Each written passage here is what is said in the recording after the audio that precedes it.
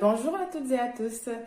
Comme prévu, je reviens avec ce numéro dédié aux collectivités territoriales et aux marchés publics.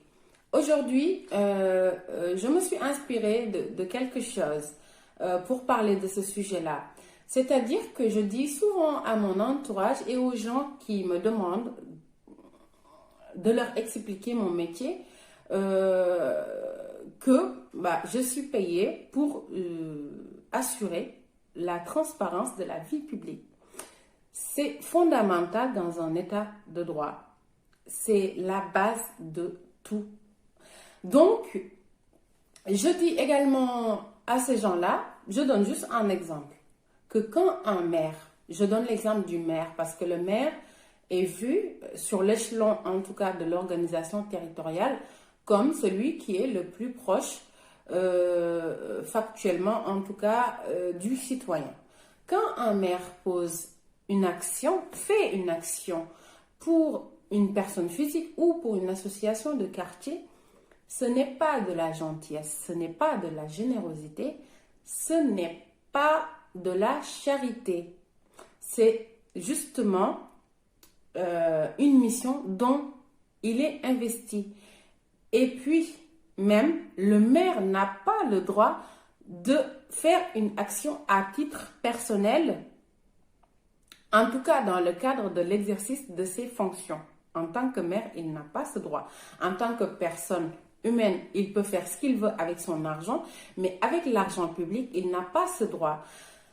Toute action publique doit passer par les services compétents et dans le respect, encore une fois, des règles de transparence.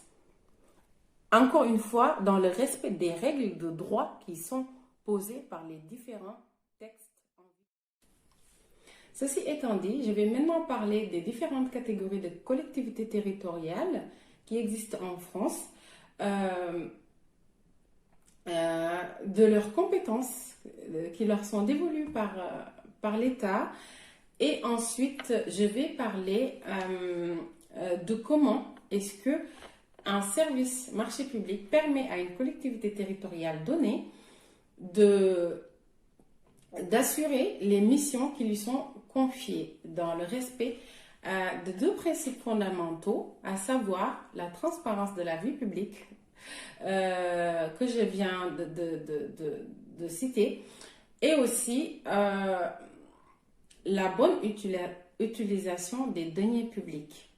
Je vais commencer par la commune. Je vais m'abstenir de parler des intercommunalités en France parce que ces intercommunalités sont arrivées tout simplement avec l'évolution de l'organisation territoriale et que les intercommunalités exercent tout simplement des compétences qui leur sont transférées par les communes qui sont membres à ces intercos. Donc voilà, je ferai abstraction de cette catégorie-là de collectivités.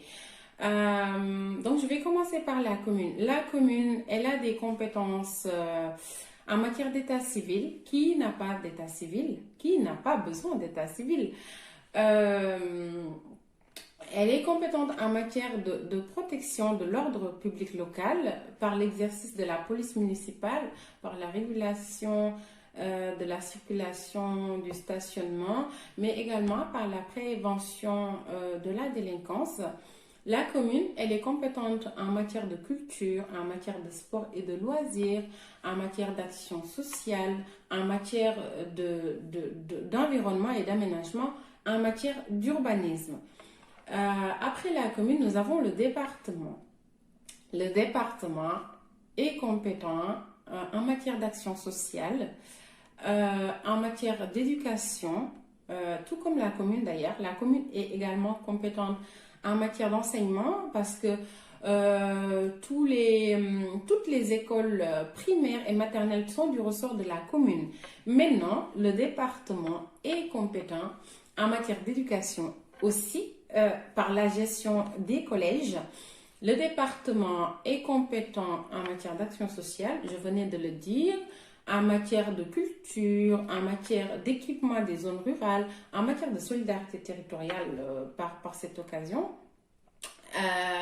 En matière d'environnement également, en matière de sécurité incendie, le département gère également parfois des compétences complémentaires qui sont des compétences définies par la loi. Donc, après le département, nous avons la région qui est la collectivité la plus grande qui regroupe ces départements-là. La région, elle est compétente en matière d'enseignement, la gestion des lycées et du ressort de la région. La région, elle est compétente en matière de développement économique, elle est compétente en matière de transport, elle est compétente en matière d'aménagement du territoire. La région gère également la gestion des programmes européens, notamment la gestion des fonds européens. Alors, après avoir parlé donc des différentes compétences des collectivités territoriales, je vais essayer de parler donc des marchés publics, de les mettre en corrélation avec les compétences des collectivités territoriales. Comment est-ce que un service public, un service marché public aide au quotidien les différentes directions qui peuvent se trouver dans une collectivité donnée à assurer les missions. Voilà, la direction juridique et de l'achat public. Cette direction peut prendre différentes appellations en fonction des collectivités, mais le rôle est le même. Le rôle, c'est de passer les procédures de marché public pour mettre en œuvre les politiques publiques qui ont été définies par les élus.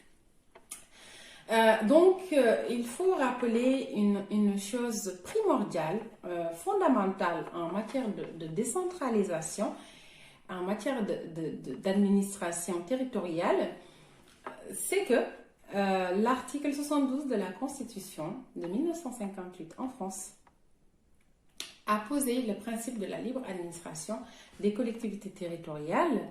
Donc, les collectivités territoriales étant définies comme des personnes morales de droit public qui exercent sur leur territoire des compétences dévolues par l'État et que ces collectivités territoriales s'administrent librement. Donc, cette libre administration se traduit par une autonomie financière, mais également une autonomie juridique.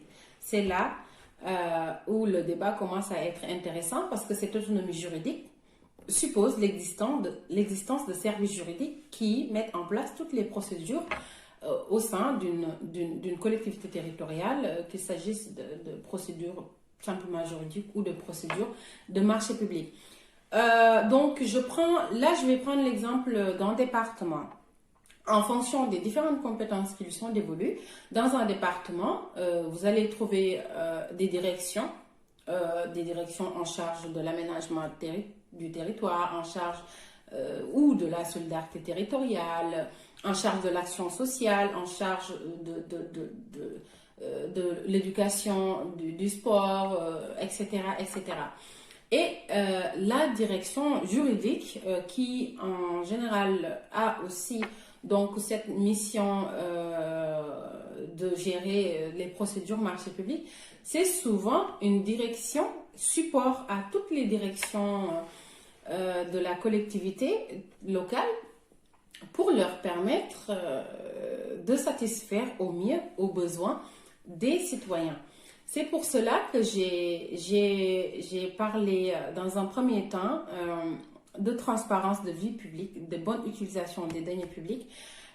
Donc, ces services marchés publics que vous allez trouver dans les différentes collectivités territoriales sont là pour justement permettre que les choses se fassent dans le respect des principes de droit. Maintenant, il y a à côté d'une direction juridique ce que l'on appelle la commission d'appel d'offres. La commission d'appel d'offres, elle est créée dans la collectivité pour justement les dossiers liés au marché public. Une commission d'appel d'offres est composée de membres élus et pas désignés. Les membres sont élus. Et donc, la commission d'appel d'offres intervient pour l'attribution des marchés publics. Cette commission travaille en étroite collaboration avec la direction juridique en charge des marchés publics. Et voilà, dans le cadre d'un échange pour mettre en place la procédure la plus adéquate et également pour attribuer les marchés publics dans le respect des 3 principes fondamentaux en termes de commande publique, à savoir la liberté d'accès à la commande publique, l'égalité de traitement et la transparence de ces procédures-là. Mais la commission d'appel d'offres, en principe, intervient pour les procédures formalisées. Je ne vais pas détailler ici la procédure parce que je reviendrai dans le cadre d'un article spécifiquement dédié à la procédure marché public. En tout cas, moi, ce que j'ai voulu vous montrer, c'est comment est-ce que une direction juridique en charge des marchés publics également permet aux différents services d'une collectivité, aux différentes directions d'une collectivité de satisfaire au quotidien leurs besoins dans le respect de la transparence de la vie publique. C'est le mot clé, transparence de la vie publique. J'espère que j'ai été claire. En tout cas, ça, c'est une introduction et c'est pour cadrer le débat. C'est la base de tout ce qui va se dire par la suite. Donc, n'hésitez pas à poser vos questions. N'hésitez pas à me donner vos avis, vos impressions. N'hésitez pas à m'inviter aussi dans le cadre d'une discussion, d'un dialogue si vous le souhaitez, si vous avez un sujet qui vous inspire et qui est en lien avec les marchés publics. Je serai heureuse de débattre avec vous sur cela parce que le but c'est de partager ce que j'ai appris, de partager mon expérience, mais également de m'enrichir et de m'améliorer. Donc, sur ce, je vous dis à très vite pour un autre numéro sur lequel je vais réfléchir d'ailleurs.